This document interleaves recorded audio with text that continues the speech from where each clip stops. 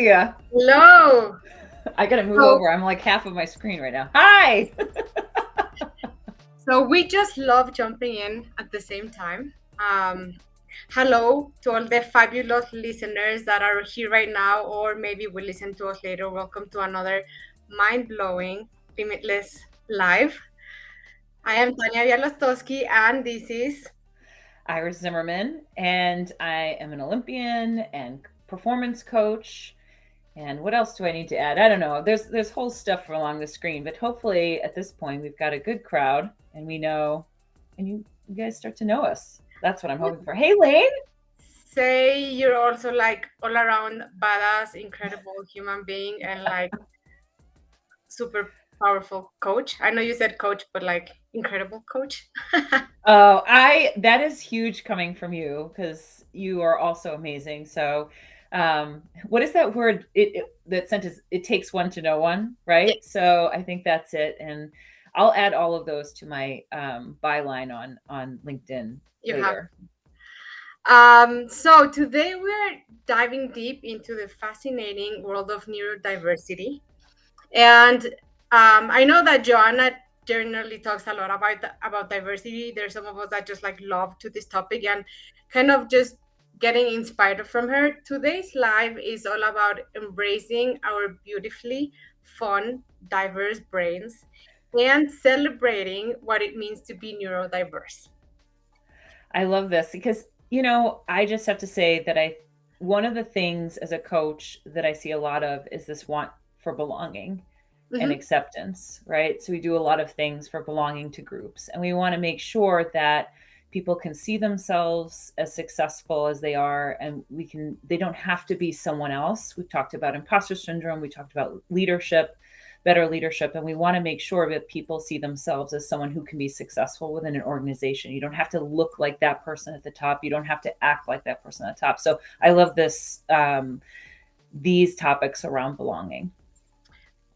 Just like you say, we I think underestimate how important that is for people, and we know that as humans we've survived this long because we are society based, and so belonging is a real thing, and the fear of not belonging or the feel of not being part of the group or the of being different, it's real and it can be very damaging. Yeah, it could cause enormous amounts of stress, which I've seen in clients. It could cause a lot of just anxiety, mental health issues if you feel like you're always struggling to be a part of the group. Mhm. So it is important. It's important as a leader, because last week we talked about leadership, is how, as a better leader, can I do better to help be more inclusive to Yeah. diverse opinions? And like Lane says, great minds don't think alike, they think differently together. Awesome. Lane, I'm stealing that quote from you, just so you know. I love it. And one of the ways in which wanting to belong shows up is part of this icebreaker that you wanted to do, which is I'm just gonna let you like go in and introduce it. Oh, I have a random icebreaker because I was like, hey, what kind of celebrity do people think you look like? And I shared a screen before because it's an uh, American couple. So hopefully I can get the screen up. But I think it's Joanna Gaines, and Chip Gaines is her husband. So I don't know how I gotta like part my hair in the middle and kind of do a little bit of this. But I have been, someone on a plane actually thought I was her, and I was like, would I be sitting in coach? Because I'm definitely sitting in coach right now. But to be fair, my husband also has a beard and he looks like kind of an average white guy, as I told you. So, so we kind of look like Joanna and Chip Gaines. So there it is. So do you have someone who's like, hey, I've mistaken you for a celebrity, or you look like this celebrity kind of? I mean, not mistaken by any means, but some people say I look like I just forgot her name, the woman from Sex and the City, the blonde with curly hair and like the weird nose, Sarah something. Sarah Jessica Parker. Yes. Oh, I can see it. I can see it. I don't know. Lane, can you see it? You can see Joanna Gaines. Carrie, yes. Yes. Thank you. So again, that's just like as people, we're always looking to who do we look like or who do other people look like that we can relate to. Exactly. it's funny because we want to be unique, but we also want to belong. It's such Yeah, an interesting dynamic, right? exactly. It's like we want to be unique, but not so unique so that like we don't fit in. Um, and I think a big part of this conversation is how do we make everyone fit in, not just for like the loving kindness of being a good human, but to make the most out of any organization, any team, any workplace, and just really life. Like as humans, the only way we can evolve is by like taking the best out of everyone and like putting it together. And so I think that I know that we talk about this a lot, but the way the world is moving is from like very one centered, like white European men's points of views Hmm. to in everything, right? In education, in innovation, in society. Now we're moving away from like, wow, there is so much other stuff and other ways of looking at the world and understanding and doing things, and like how are we using that to innovate, create, challenge each other, compete. Yeah, there are going to be some complex issues, right, in the global perspective in years to come. And I think the more that we can have more people feeling confident about their voices, to feel like they can speak up, it's going to be very important. So, inclusivity isn't just a nice to have; it's going to be a need to have as a Yes. society, right? And we're seeing major shifts in that. We're seeing generations asking for a different way of work. We're seeing more women and people of diverse backgrounds becoming leaders in organizations. We're seeing leaders embrace different concepts. It's no longer, if I'm a leader, I look this way or I'm this way. And what we're seeing too, I talked to someone about coaching, right? So coaching looks different now. It's not just the white male on the sidelines. Now we have women, people of color on the sidelines coaching. So there's diversity that's happening in many different facets and the embracing of it. But we started this conversation because I wanted to start a story. We started this conversation on neurodiversity. And first, I think I think prepared a definition of that so we can define what neurodiversity means. Mhm. And then you have some stories. So I definitely want to get into those as well. Well, I love your story, so I'll give a very like quick definition of what it is, and then I want to kind of really dive into yours. And I like the concept of neurodiversity, I want to say, because the first thing I heard before that was now neurodivergent. And I was like, what the is that? Like neurodivergence, the new Netflix series about the people who couldn't focus and save the world. Like neurodivergent means that there's something to diverge from. And so I don't like that one because then it's also saying like there's a norm and everyone else is divergent. But diversity is like everyone's different. Mm-hmm. And so neurodiversity is just basically this viewpoint that uh, brain differences are normal rather than deficits. And it stemmed from when people were studying kids with autism and then ADHD. And we know through history, those were considered like sicknesses or deficits or something to cure, and like people that had mental disorders, like I mean we're calling them disorders, or we used to call them mental illnesses, right? And so that meant like there was something to cure or fix. And before I continue into the definition, I want to say, people, you are not cars and you are not microwaves, so you are not broken and like you don't need to get fixed. We don't need to fix people. Can we just drop that? You're not a car and you're not a microwave. You don't need to get fixed. I love this. So we this is where I come from when we're doing neurodiversities. There's nothing to get fixed. It's about understanding, embracing, then utilizing and maximizing some of like the things that make us amazing, and knowing how to cope and help with and like deal with better the things that we struggle with, basically.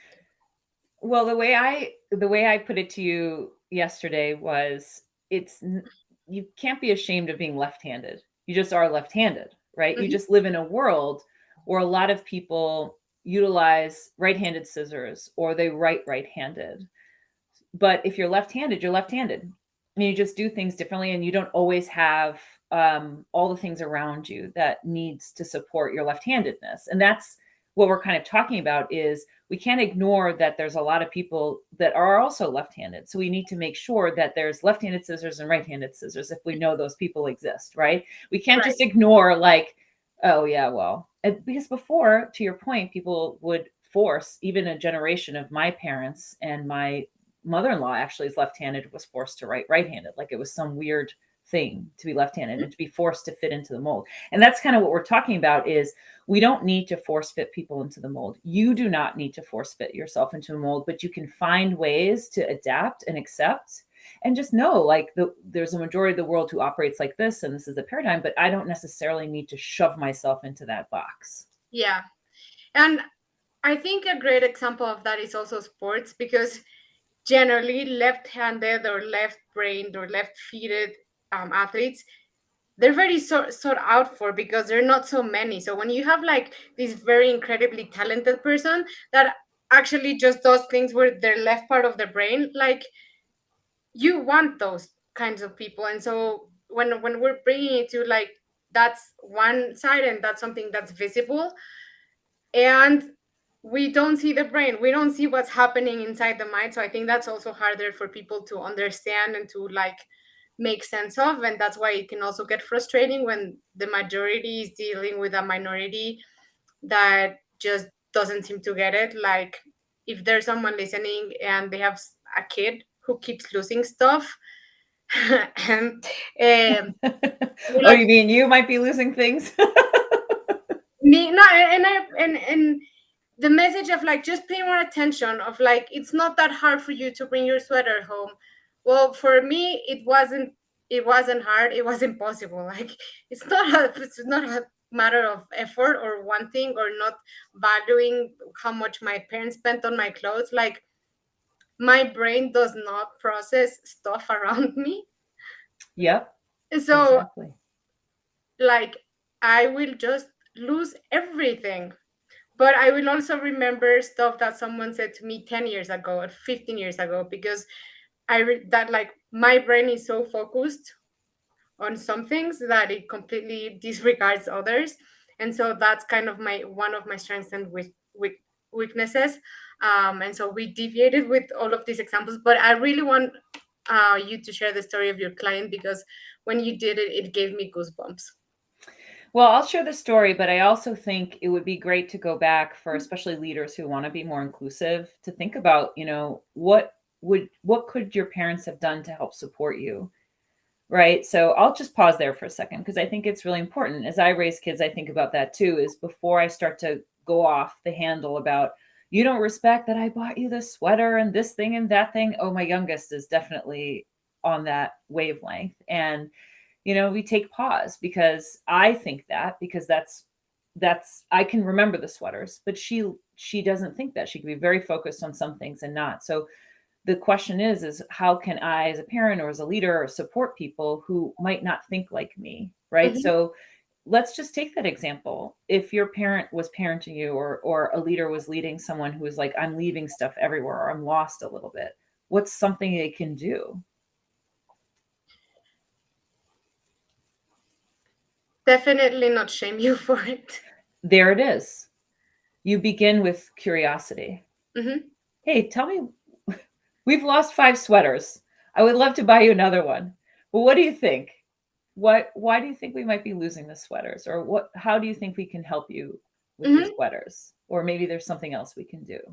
So yes, I for I'll give you what I do is I don't wear sweaters anymore. Like I generally just wear clothes that there's people that love layers. I can't do layers because one of those layers will eventually disappear from sight. So I wear clothes that I can like fold, or like I can be comfortable around in multiple settings. And that's my thing. Or just buy cheap stuff that if you lose it, you're not so upset about. But exactly. So you accept this is how I am. It's not a fault. It's not a bad thing. I'm not trying to be mean to anyone. And this is how I'm going to be. And this is how I'm going to adapt. Lane said difference creates adaptability, a strength we Mhm. all want around us. And so I'll get into my client. So my client did that. She is a surgeon, a well known in her field, one of the only females, and she is very, very dyslexic. And she does surgeries around the throat. Excuse me to doctors, I don't know all the ins and outs, but what allows her, because she has dyslexia and she kind of sees the world differently, she can actually see this very small, complicated space in 3D in her mind. So she can actually do these very complex surgeries that a lot of people can't do because of that.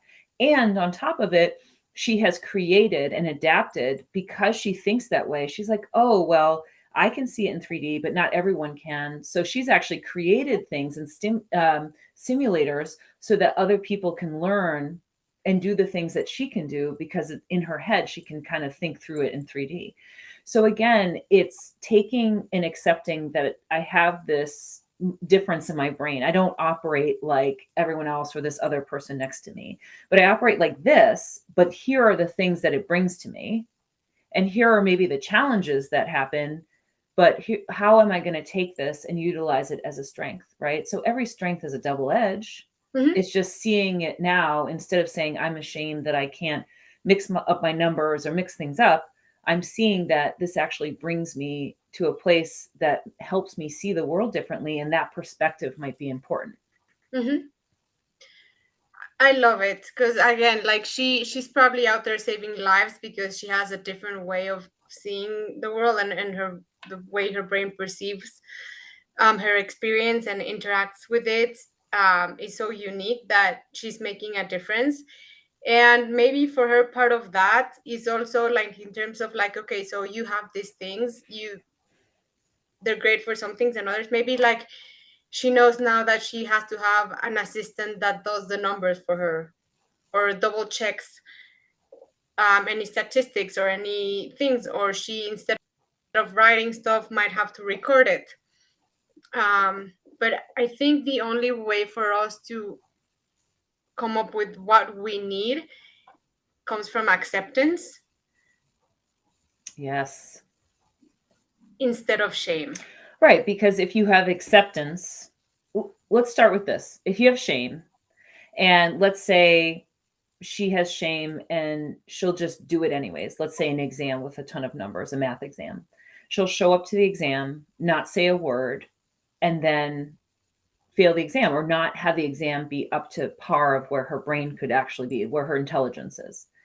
But then she gets yelled at. It's like the sweater thing. Then she gets yelled at. Why did you do it this way? And da da da da da da da. And then she just doesn't say anything, closes off, and then decides maybe I'm not good at math. Right? So she's not living to her potential, even though she can do it if it was presented in a different way. So now, if she has acceptance, what that looks like is telling the teacher, hey, I sometimes mix up these numbers. Can you verbally tell me what these numbers are? Point to the numbers and tell me what they are. And then I can verbally tell you, and maybe we type it, or maybe we write it, or you write it for me. And it's not that I'm handicapped, right? It's not that the support is weakness. It's we have one way of working and it works for, let's say, 85% of the people. But for the rest of us, this sort of paper and pencil, it's not working for me. But we live in a day and age where we can adapt. We can start to adapt some of these learning modalities. We need to think about what the needs are, and it's not a weakness. It's helping people reach a potential. Yes. And I will say this, I'm willing to bet that it's a lot more. I would say it's like maybe instead of 15%, 30. Mm. But we are just beginning to discover it. We are just beginning to admit it.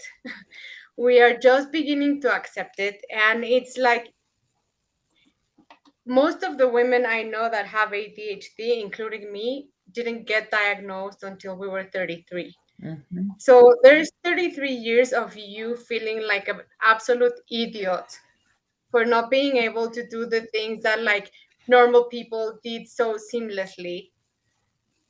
There's 33 years of you feeling inadequate, of you feeling lazy. And again, I've talked very openly about my depression, and I tried so long. Like that one was diagnosed when I was 19. And when I worked with an amazing psychologist in Boston, what she found was that a big part of my depression came from my ADHD. Yeah. Because I kept feeling like no matter how hard I tried, I just couldn't get life right. I just couldn't get adulting right. I just couldn't get simple things right. And so it just made me feel incredibly helpless and hopeless and just like useless. Um, and so, and it made me tired.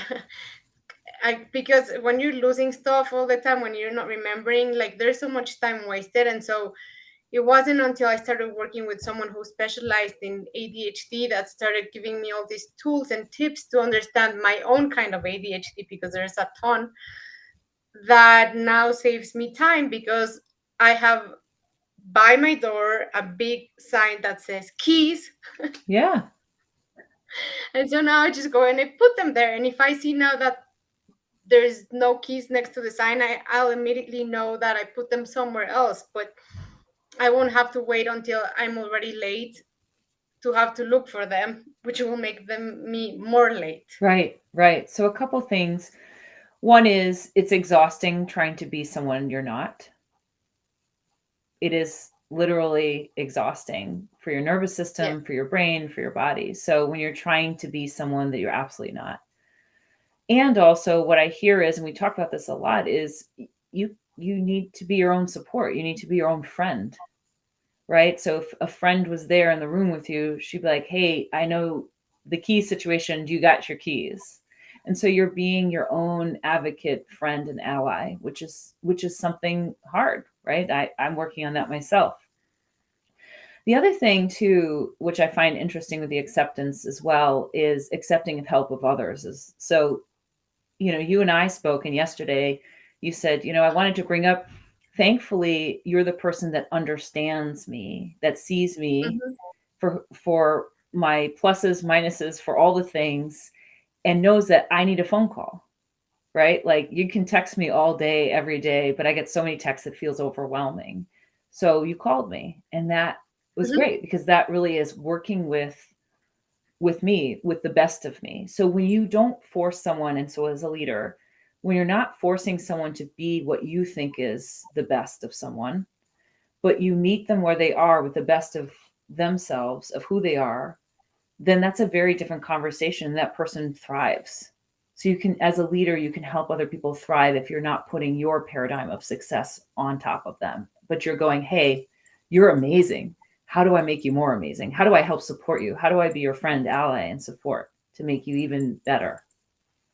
Yes, and this is I want to emphasize this, because again, what happened is Iris texted me on Monday so we could prepare for Wednesday, and I saw the text amongst all the others, and so it's in the back of my brain, right? And it's like I really need to get to her. But then yesterday I just see a phone call and I pick up immediately.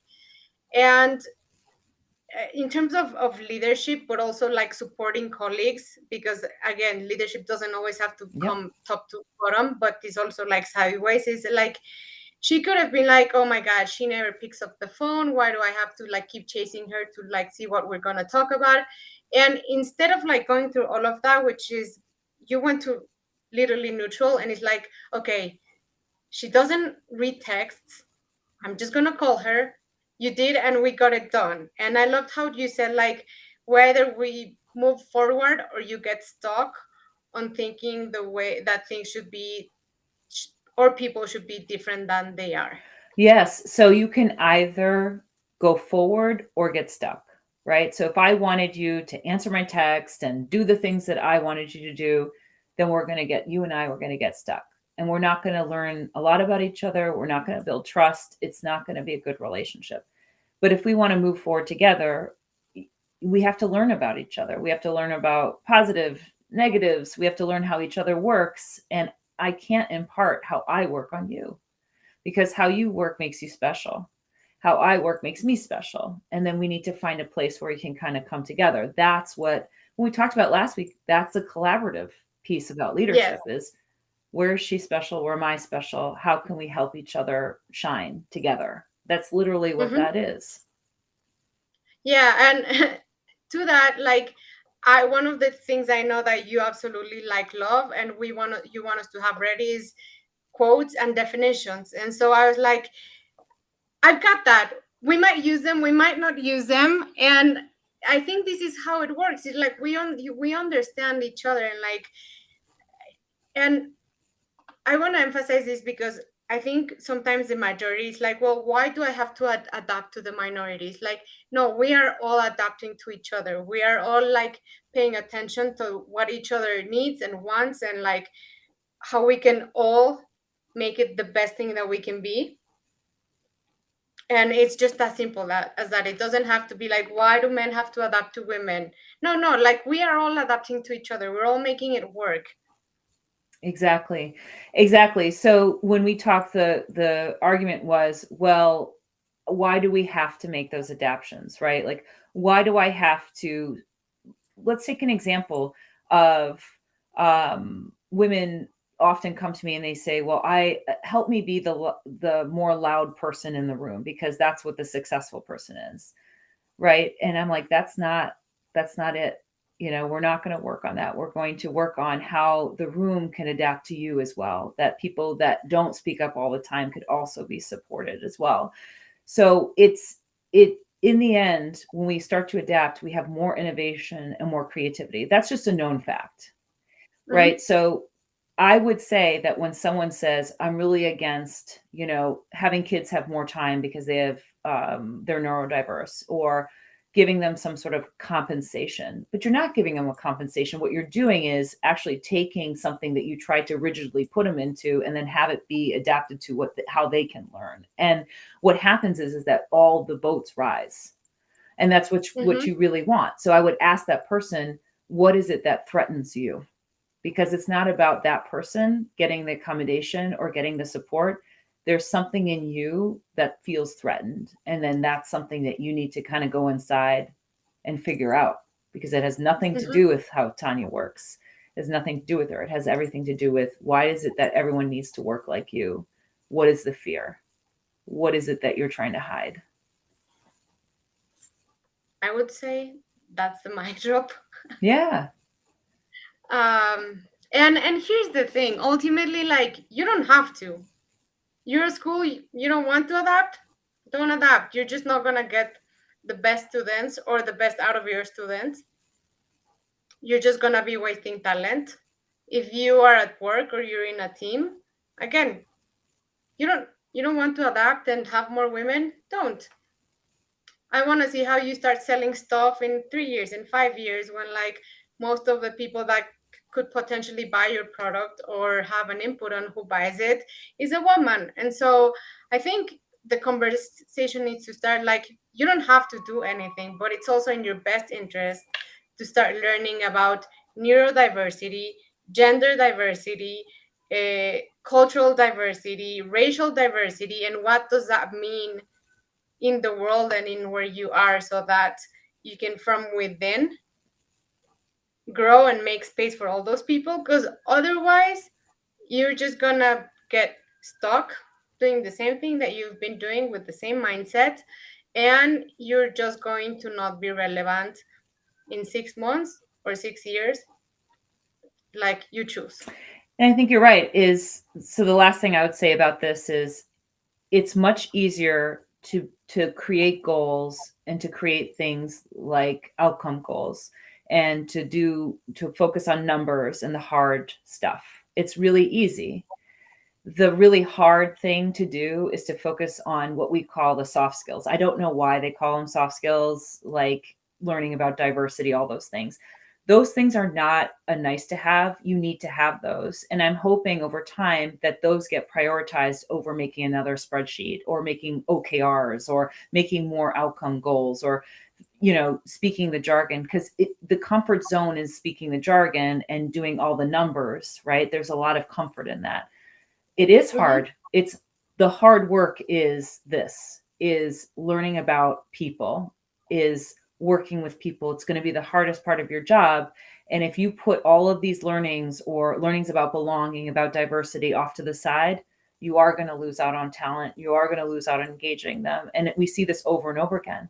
But again, it's just like answering emails over doing the long-term project. It is super easy to like go into the space of the hard skills. Yes. Well, thank you, Iris, for like bringing all of this up and for sharing like the story. Thank you, everyone who's listening. Tune in tomorrow for another Limitless Live. Thank you for sharing your story. It's amazing. You're Anytime. amazing. Bye, everybody. Have an amazing week. Rest of the week.